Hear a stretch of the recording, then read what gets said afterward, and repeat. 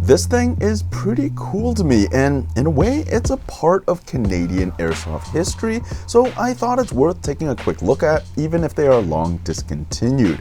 Tokyo Marui XDM with a smoke-clear lower frame. For those who don't know, importing airsoft into Canada has largely been a gray area, with often convoluted restrictions, and for a long time the most reliable way to have airsoft guns in Canada was clear or smoked lowers. This meant either converting them before bringing them in, or in some cases actually getting the factory to produce special clear models. So it's pretty cool to think that one of the biggest airsoft companies in the world, Tokyo Marui, produced some models just for the Canadian market. Especially because TM historically don't really cater to export markets outside of Japan. Sadly, this XDM is no longer in our possession, but we do have one Smoke PX4 X display model, but be advised the slide catch is broken.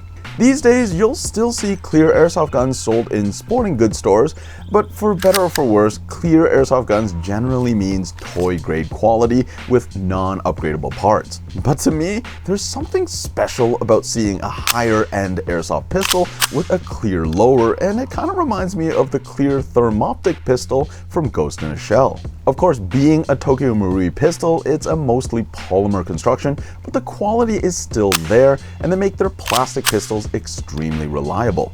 The Springfield XDM had a lot of things going for it, with many features people were looking for at the time, like striker fired, grip safety, and of course lots of aggressive texturing and serrations. But ultimately, reliability issues held it back, and I think the aesthetics being a rough homologation of SIG, Glock, Walther with a sprinkle of 1911 meant people weren't really sure what they were looking at, and ultimately I'm sure aesthetics does play a pretty big role.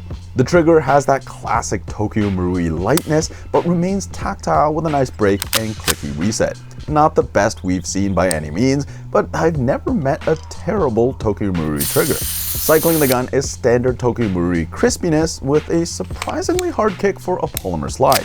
It may not have the feel of a full metal build, but it's still always a joy to shoot on the range. I hope you enjoyed this little throwback to what was once the norm for airsoft in Canada. Thanks for watching.